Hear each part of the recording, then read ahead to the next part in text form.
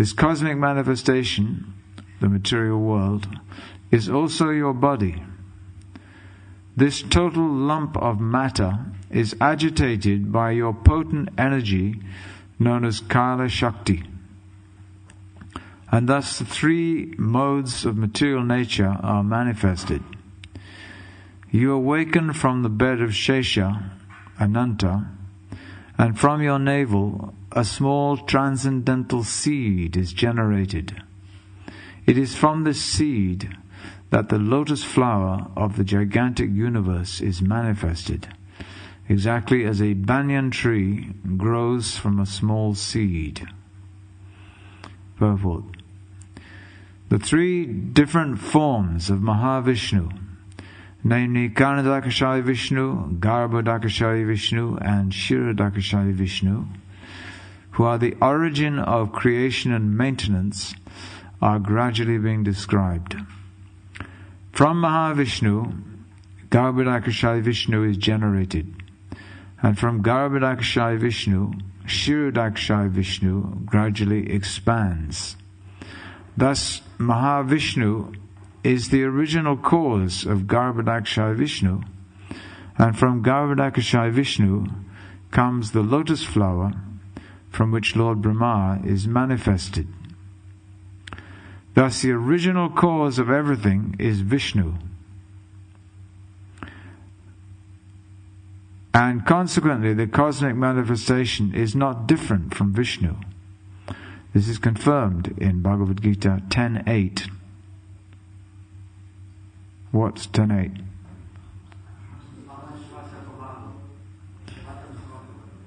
Who said Prabhavo? Prabhavo. Ahang sarvasya prabhavo matak sarvam prabhartate. I am the source of all spiritual and material worlds. Everything emanates from me. Garbhodakashayi Vishnu is an expansion of Karnadakashayi Vishnu, who is an expansion of Sankarshan. Karnadakashayi Vishnu is also known as Karnanavarshayi Vishnu, and also known as Karnabdishayi Vishnu. In this way, Krishna is ultimately the cause of all causes. Sarva Karanam, Karana Karanam. The conclusion is that both the material world and the spiritual world are considered to be the body of the Supreme Lord. We can understand that the material body is caused by the spiritual body and is therefore an expansion of the spiritual body. Thus, when one takes up spiritual activities, one's entire material body is spiritualized. Similarly, in this material world, when the Krishna consciousness movement expands, the entire material world becomes spiritualized. As long as we do not realize this, we live in the material world. But when we are fully Krishna conscious, we live not in the material world, but in the spiritual world. Om Ajnanatimidandasya Gyananjana Shalakaya Chakshurun Militam Yena Tasmai Shri Gurave Namaha. Jaya Shri Krishna Chaitanya Prabhu Nityananda Shri Advaita Gadadhar Shivasadi Gaur Bhaktavinda. Hare Krishna, Krishna Krishna, Hare Hare, Hare Rama, Rama Rama, Hare Hare. Actually, even if we say Krishna, this is someone else. Who is it? Mother Kunti? Draupadi? Draupadi. Also, it's not Nashringa. Nashringa means not beautiful. And you may think that's could be appropriate, judging by the way he appeared, smashed his way out of a pillar, roaring. But it's not his name. His name is Narasingha, which means human and lion. Or Nrisingha.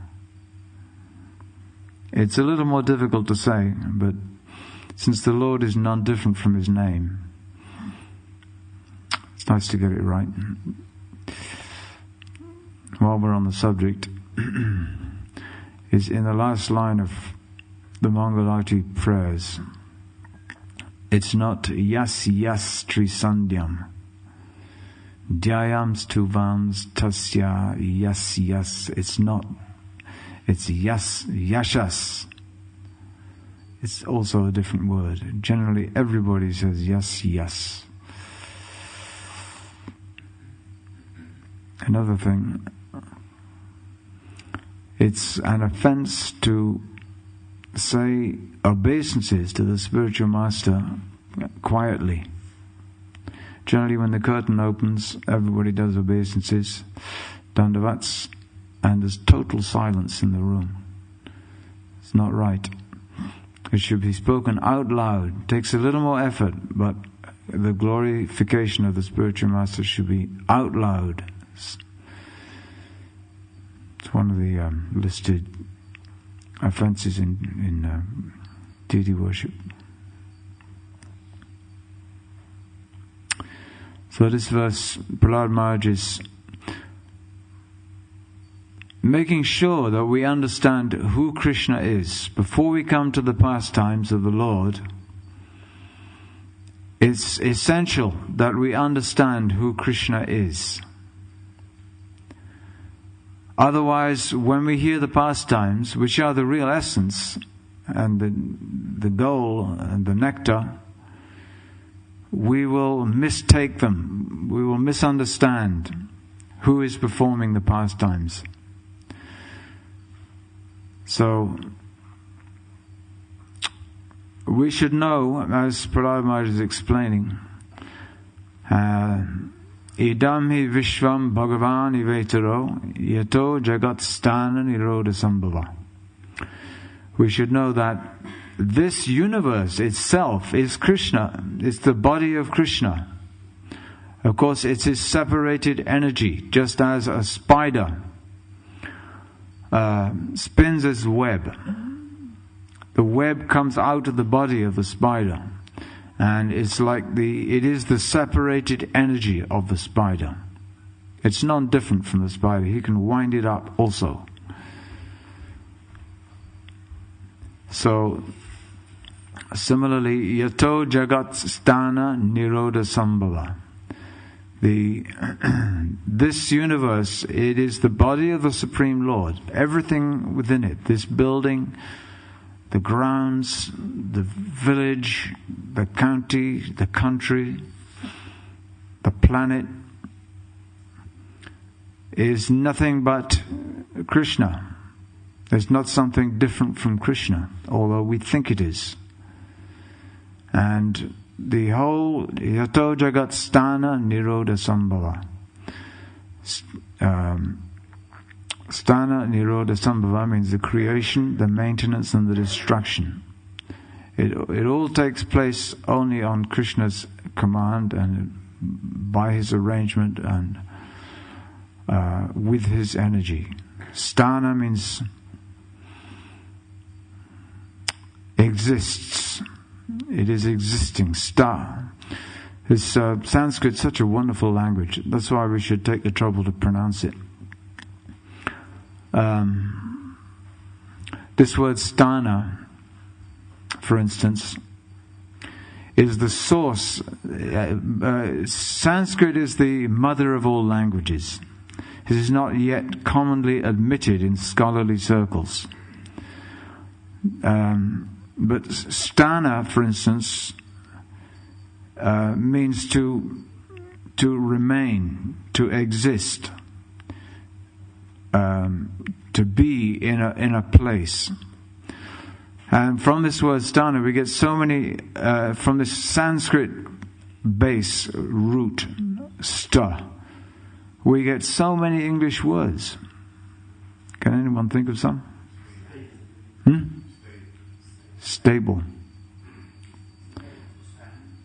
Stand. Stay. Station. Your station in life. The train stopped at the station. static. Stage, you stand on a stage, is the standing place. Stance, all comes from this sta. It's the word sta. And but they don't admit, of course, because they're rascals, and they want to maintain a society which does not admit the existence of God. So they need a philosophy, so they turn a blind eye to the fact that all human civilization, our language, our everything has sprung from the Vedic civilization of India. They say Indo-European. They say that they're such rascals. They say that the source of language is the Indo-European family, which is a total concoction. Indo-European means it means what they say is that there are many languages which have many correspondences in sound and meaning. So this includes Germanic languages, which English is a Germanic language, and German, of course, and then Italic, the Italian languages, Slavic, is it Russian and Polish, the Romance languages, which have come from Latin, like French, Spanish. They all have common features. Like in French, this sta is just the same. They have the same words, stabilité and stage, so many. So they say that this family, if you look in the dictionary, Indo-European, it'll say the prime is interesting. The primary definition of Indo-European in the dictionary is a family of languages of European origin. And then the secondary definition they put is a prehistoric language, which is the parent of all these languages. That's Sanskrit. They don't say it, but that's Sanskrit, of course. They don't admit it. But that's the secondary definition. So it's very nebulous. What is it? Is it the family of languages that is the source? Or is it the parent language that's the source? One day they'll come around. And anyway, this you can see when I was growing up, I'm still growing up, but when I was a youth, I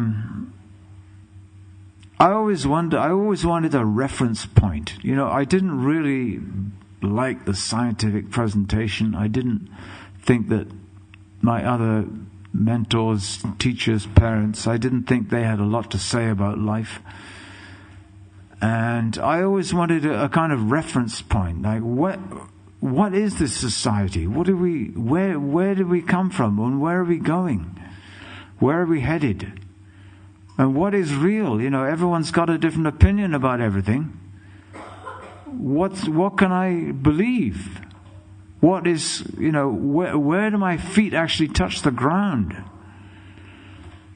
And it turns out that language is one thing. By understanding the very words that we speak, their roots go back to the Vedic society, to the mother of all languages. And like Hemel Hempstead, stead means place.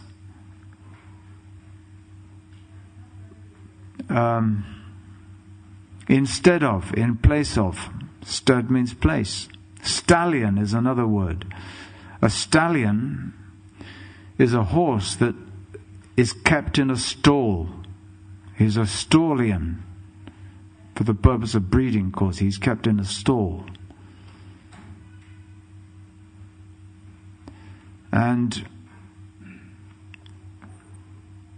so just by understanding the words that we're speaking, it'll give us, this is itihas, the four pramanas. Shabda Brahma, that's the actual praman. But there are others like Pratyaksha and Anuman, the Anumans, the proofs.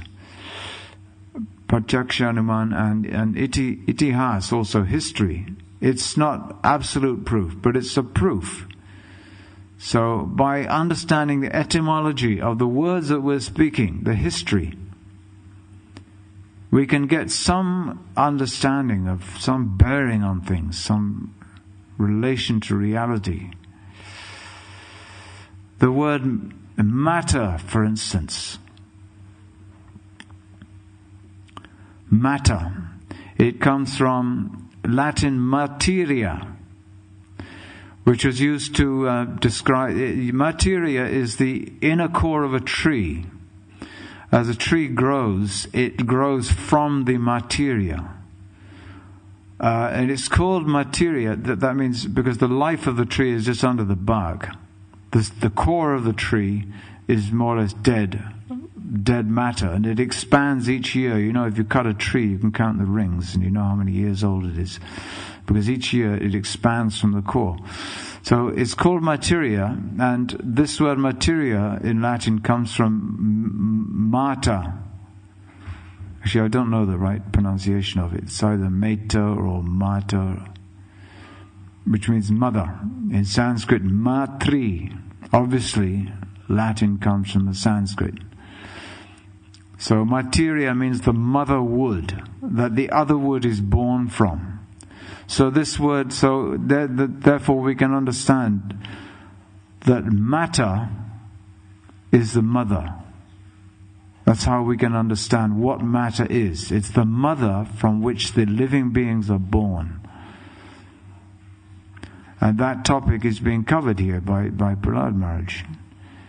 Because Krishna is the father who places the living entities. He says, aparayamitastvanyam prakriting vidime param. First he says, bhumerapanalo vayukang mano buddhirevacha. And then, ahankara etiyame binna. You see, I think Krishna's showing off to Arjuna a little bit here. He says, he's saying all these material elements, binna prakriti ras tada, he says. Maybe he's not showing off. But then he says, aparayamitas tvanyam prakriting vidime param jiva bhuta mahabaho yayedam dharyate jagat. They are dharyate. They are exploiting all these material elements. And the living entity is not one of the material elements.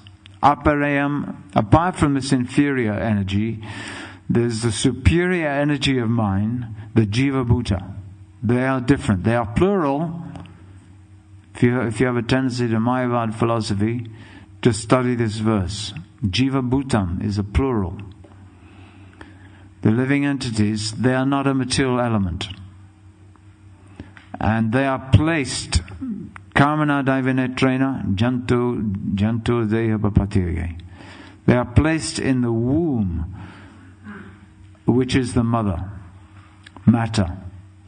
They are placed in the womb of the material nature, the prakriti, it is feminine. And the living entity is described as a purusha, not the mahapurusha. So Krishna is the father, and he he is responsible for the whole manifestation in the first verse of the Bhagavatam. Such a nice verse. This verse is a whole encyclopedia of knowledge. In the first line of the first verse, Srila Vyasadeva, he's just packed everything in. Om Janma Dyasya Yataha Yaton Vayadi Talatash Charteshu Abhigas Salat. You can study every syllable of this You could give class on this verse forever, on that line forever. Janmadyasya yataha, he from whom everything has emanated. Anyavat itaratash. The whole philosophy of Achintya Bheda Bheda Tattva is there. Anyway, it's very hard to stop, but it's 8:30. So are there any questions or comments?